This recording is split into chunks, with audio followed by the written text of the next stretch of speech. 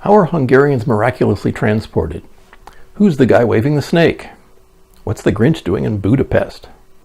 Who was Lucas Cranach's close personal friend? And did the Dutch invent cervical collars? These questions and more straight ahead. Stay tuned.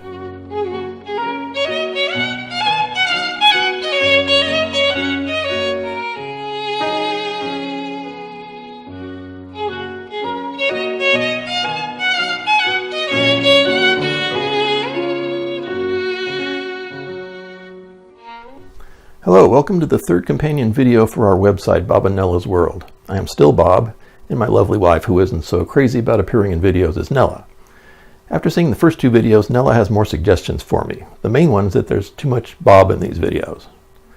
While I sympathize with you, the kind viewers upon whom I've inflicted myself, I can't help but reflect that this is a type of moral support with which I'm not familiar.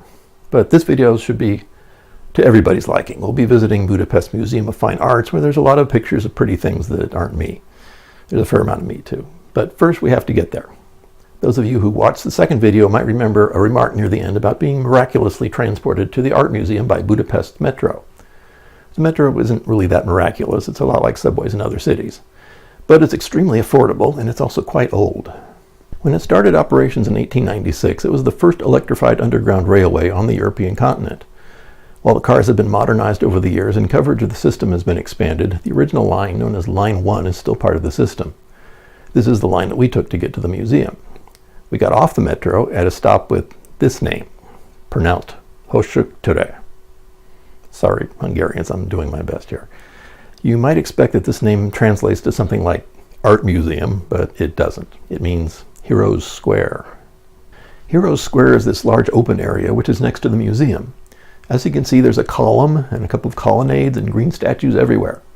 Starting with the column, there's a statue of the Archangel Gabriel at the top, holding the Hungarian crown and an apostolic double cross. Down at the base, there are statues of 7 Magyar chieftains who played critical roles in the conquest of the area. The one in the middle is called Arpad.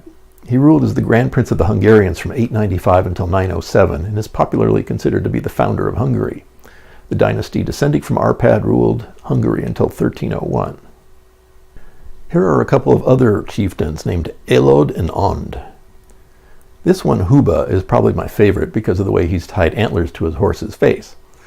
When I see this, I can't help but think Grinch. Some of you will instantly know what I'm talking about, but others of you might be scratching your heads. I'm thinking about the classic Grinch cartoon, the one made in 1966 by Chuck Jones, starring Boris Karloff as the narrator in the Grinch voice.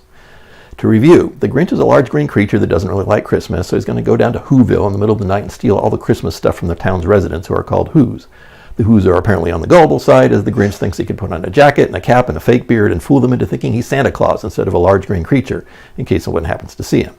To complete the illusion, he needs a reindeer, but he doesn't have a reindeer, so he drafts his reluctant dog named Max to impersonate one. But the Grinch knows this will never work unless Max is wearing a disguise, as Max is really a small dog and not a reindeer. The Grinch has a brainstorm and happens to find the world's largest antler singular, maybe from a long-extinct Irish elk, and ties it to the head of Max, who is much smaller than the antler. I don't want to spoil things for you, but hilarity ensues, and it all rhymes because it's Dr. Seuss. And Max with the antler tied to his head reminds me of Huba the chieftain and his horse with the antlers on his head. The end. Moving on to the 2 colonnades. Each colonnade has a statue on its top with a chariot driver. One of the riders is a guy wearing a helmet and nothing else and waving around a snake, and the other is a woman wearing a dress and holding what looks like a large palm frond. They're supposed to depict war and peace. You can probably figure out which is which. Between the columns of the colonnades, there are statues of kings, princes, and military heroes, along with reliefs depicting important scenes from their lives. Having had our fill of heroes for the time being, our thoughts turn to art, and 2 buildings bookending the square look like likely places to find some. This building, called the Kunsthalle Budapest, looked nice, but wasn't what we were looking for. This museum has no permanent collection and only has temporary exhibitions of contemporary art. The one we needed was this one, the Museum of Fine Arts. In Hungarian, this museum has this name, which is pronounced exactly like you'd expect. The Museum of Fine Arts was opened in 1906 and represents a merging of multiple donated collections. The museum was closed for renovation in early 2015, a few months after our visit, but is expected to reopen on October 31, 2018. The museum has an impressive collection of antiquities, plus paintings and sculptures from the Middle Ages through the 19th century.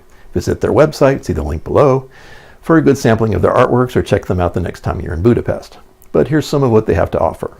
First, here's some antiquities.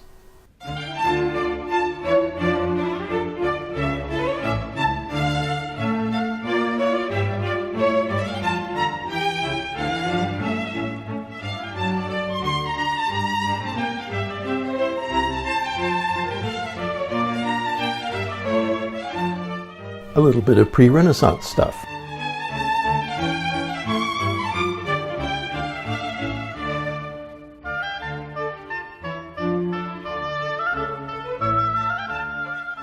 And some Renaissance works.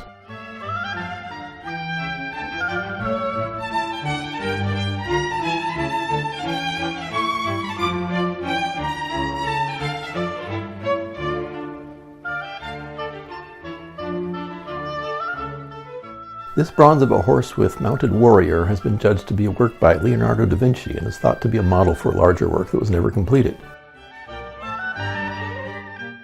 There are a number of works by Lucas Cranach the Elder, an artist of the German Renaissance and close personal friend of Martin Luther.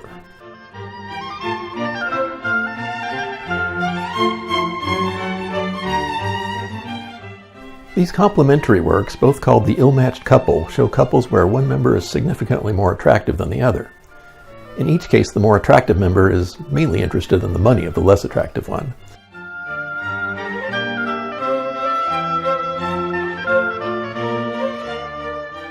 Things were primitive in the 16th century. Fortunately, no one behaves like this anymore. Here's more from the 16th century.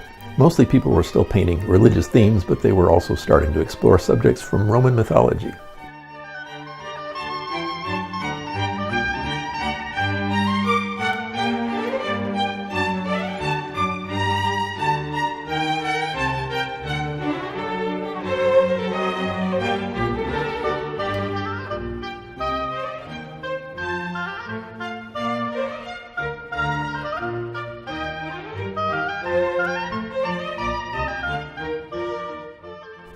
Here are some paintings from the Bruegel clan of the Habsburg Netherlands. The painting Bruegels were Peter the Elder and his sons Peter the Younger and Jan the Elder. They liked to paint crowded canvases full of small figures up to a variety of activities. Martin Handford, creator of Where's Waldo, must be a fan.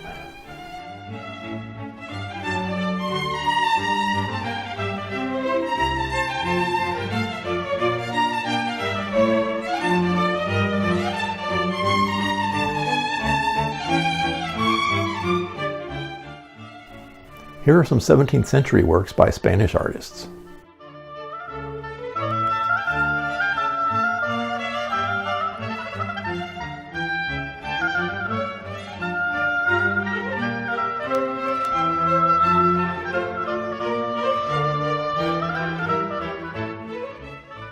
And some sculptures from the same time period.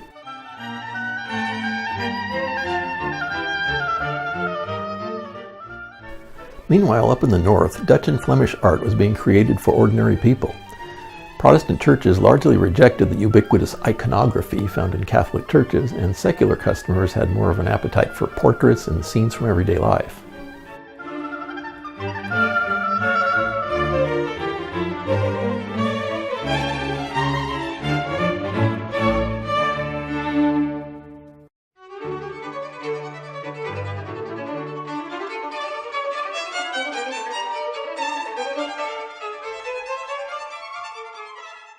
Here's some interesting stuff from the 18th century.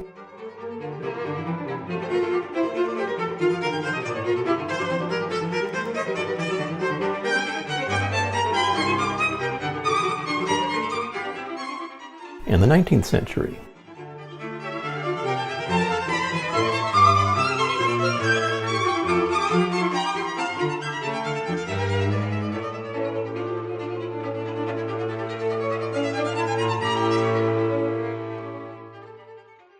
In the late 19th century, the French Impressionists started changing the rules. Art started to become very different after that, but this is as far as the museum's collection seemed to go.